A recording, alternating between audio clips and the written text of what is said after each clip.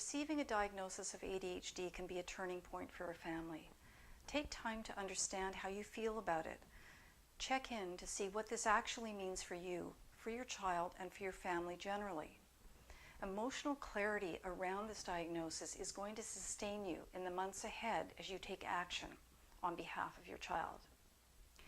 If you notice that your feelings are strong, maybe ambivalent or confused, consider seeing a therapist to work through that. If you notice that you're struggling with organization and actually taking the steps that are recommended in the assessment, consider finding a qualified ADHD coach to assist you. The next piece is to review the recommendations in the assessment thoroughly. Know what they're recommending you do. Understand the role each of them play in your child's overall treatment. If you notice that 2 or 3 months after the evaluation, you feel you've got more questions than you did when you started, that's entirely normal. You're not expected to know it all in the first sitting with the psychologist or neuropsychologist. Don't hesitate to go back to them. Ask your questions. That's what they're there for.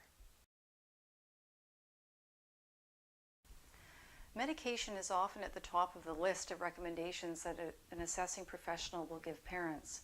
Before you make a decision about whether you want your child to take medication or not, get the facts.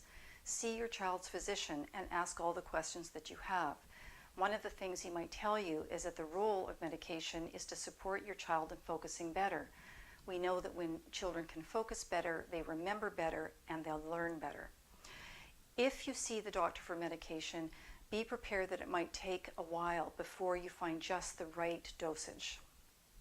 Another recommendation may be therapy. This is often recommended in cases of anxiety and depression. This can be important because children who are emotionally resilient learn better in school.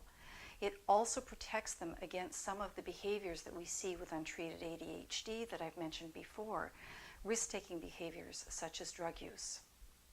Another recommendation might be for coaching. This typically is recommended in cases of teens, but it can be useful for grades 5 and up. In these cases, a coach can be helpful for skill building around organization, monitoring themselves, learning how to establish guidelines, timelines, to be able to evaluate how much time it takes. And coaches are skilled at building self-efficacy and resilience in students. Lastly, I'd like to mention remediation.